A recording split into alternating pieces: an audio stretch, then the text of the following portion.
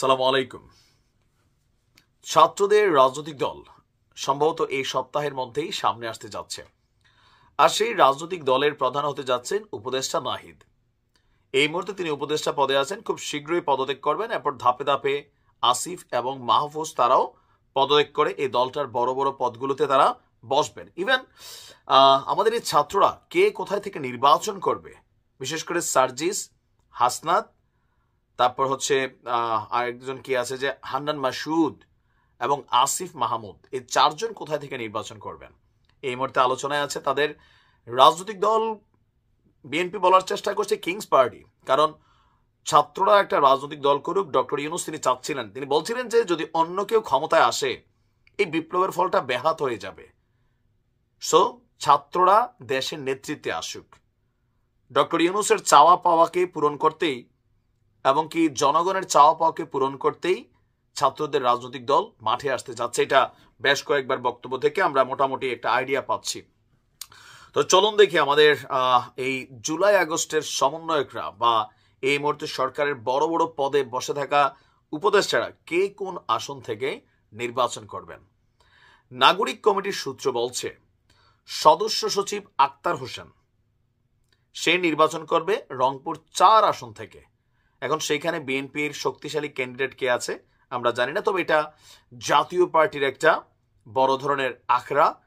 এখন এই মুহূর্তে জাতীয় পার্টি নির্বাচন করতে পারবে কিনা সেটা একটা প্রশ্ন। যদি নির্বাচন করে তাহলে আক্তার হোসেনের আসলে কতটুকু ক্যাপাবিলিটি থাকবে লোকাল একজন এমপিকে পরাজিত করার। নাম্বার 2, সার্জিস আলম হচ্ছেন পঞ্চগড় 1 আসন থেকে নির্বাচনের প্রস্তুতি নিচ্ছেন। তো পঞ্চগড় 1 আসনেও বিএনপি বা জামাতের কোন প্রার্থী আছে, নাকি তারা আবার সেটেলমেন্ট করছে যে এসব আসনে তারা প্রার্থী দেবে না, এটাও হইতে পারে। যদি ওইরকম না হয়ে থাকে তাহলে নির্বাচন হাড্ডাহাড্ডি লেভেলে যাবে। নাম্বার 3, কুমিল্লার পোলা আপনার হাসনাত আবদুল্লাহ জাতীয় সংসদ নির্বাচনে প্রতিদ্বন্দ্বিতা করতে পারেন কুমিল্লা 4 আসন থেকে। কত থেকে? 4 থেকে। তো 4এও কে আছে আমি সেটা জানি না। আসিফ মাহমুদের বাবা গেল কয়েকদিন আগে মুরাদনগর একটা প্রোগ্রামে মাহফিলে তিনি বলছিলেন যে ওনার ছেলে কুমিল্লা 3 আসন থেকে, যদি জনগণ চায় তাহলে আসিফ 3 আসন থেকে নির্বাচন করবে, এবং কি তিনি একটা দরবার শরীফের মসজিদের জন্য 10 লক্ষ টাকা কিন্তু তিনি আপনার অনুদান দিয়েছেন। আচ্ছা, এরপরে হচ্ছে হান্নান মাসুদ, বৈষম্যবিরোধী ছাত্র আন্দোলনের এই মুহূর্তে মুখ্য সংগঠক যিনি আছেন হান্নান মাসুদ, তিনি আপনার কাদের কাকুর জেডিয়া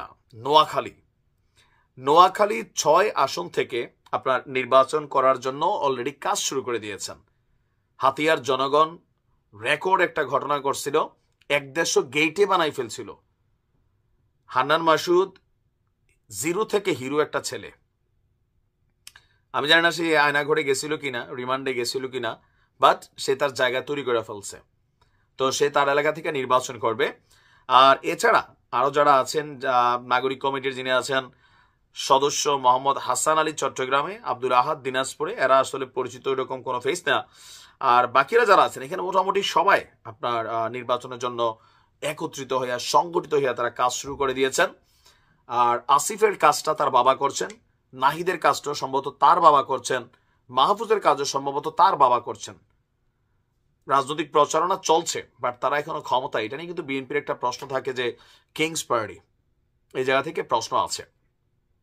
এখন সবচেয়ে বড় কথা হচ্ছে ছাত্ররা এর আগেও বাংলাদেশে অনেক অভ্যুত্থান ঘটছে, কিন্তু অভ্যুত্থানের পরে কোন ছাত্ররা বা এই অভ্যুত্থানের যারা স্টেক হোল্ডার থাকেন তারা কখনো কোনো রাজনৈতিক দলের আত্মপ্রকাশ করে নাই। আবার এইবারের মতন এত বড় অভ্যুত্থান বাংলাদেশ দেখেও নাই যে এতগুলো মানুষ মারা গেছে।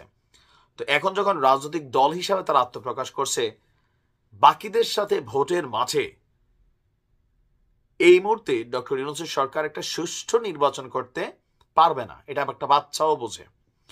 তো সেই ক্ষেত্রে ভোট কেন্দ্র দখল হবে, লড়াই হবে, পিটাপিটি হবে। এটা বাংলাদেশের চরিত্র ভাই। আপনি ভাইবেন না যে শেখ হাসিনার ইলেকশনগুলো একরকম ছিল, এখন ইলেকশন টোটাল ফেয়ার হবে। আমার কাছে মনে হয় না, কেননা আইন শৃঙ্খলা বাহিনী এত তাড়াতাড়ি মার্কেটে গিয়ে যে তারা নিজেদের ওজন তৈরি করবে এটা নাই। যুক্তরাজ্য সতর্কবার্তা দিছে, দেখেন নাই যে এই সরকারের আমলে আইন শৃঙ্খলা ব্যালেন্স নাই, যে কোনো বড় ধরনের ঘটনাই ঘটতে পারে। তো ওই লেভেলে আইসা টোটাল বাংলাদেশে এই বড় বড় দলগুলোর বিপরীতে ছাত্রদের দলগুলা লোকালি কতটুকু আসলে পারফর্ম করতে পারবে যখন তারা নির্বাচনের জন্য আসতে যাচ্ছে, তো এই সরকার যখন অন্তর্বর্তী সরকার আছে, বাট নির্বাচনমুখী সরকার যখন হয়ে যাবে, সবাইকে প্লেইং ফিল্ডে রাখতে হবে, ছাত্রদেরকে বিশেষ কোনো সুবিধা দিতে পারবে না এখন যেটা পাচ্ছে।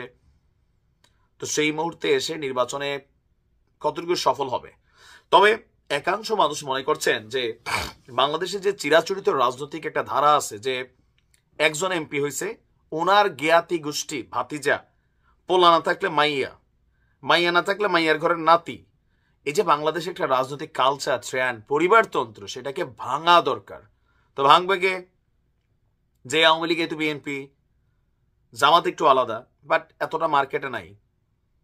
জাতীয় পার্টি ঠিক একই পলিসি। তো সেইখানে ছাত্রদের এই দলটা এই পরিবারতন্ত্রের রাজনীতিতে কষাঘাত করতে যাচ্ছে। তাদের একটা প্রধান বক্তব্য যে এখানে পরিবারতন্ত্র চলবে না। এখন এটা তো মাত্র শুরু, ওদের ভবিষ্যতে আমরাও জাতি হিসেবে গোলামি মেন্টালিটির আছি, নেতার ছেলেরে নেতা বানাবো, আমরা কামলা দিব। বিপরীতে একজন ভালো মানুষ, একজন শক্তিশালী মানুষ দাঁড়াইলেও আমরা তারা সাপোর্ট করি না, কারণ কি নেতার পুতুনি, একটা ভক্তি শ্রদ্ধা অটোমেটিক চলে যায়। তো এই সিস্টেমটাকে একটা কষাঘাত করার জন্যই ছাত্রদের এই রাজনৈতিক দলকে অনেকে সাপোর্ট করছেন, মনে করছেন যে ঠিকই আছে। দেশে এক ধরনের ইয়া হয়ে গেছে যেখানে নতুনত্বদের জায়গা নাই। তবে কেউ কেউ বলছেন যে যে সিস্টেমে দলটা তৈরি হচ্ছে, এই দলটা আসলে কত দূর যাবে। তারপরেও বিএনপি স্বাগত জানিয়েছে, আমরাও কংগ্রেচুলেশন জানাই যে রাজনীতিতে একাধিক দলের দরকার আছে, মানুষের কাছে একাধিক অপশন থাকা দরকার। জনগণ যারে ভোট দেয় সেই ক্ষমতায় আসবে। তবে দরকার free and fair election, and hope so সেটা হবে। ভালো থাকুন।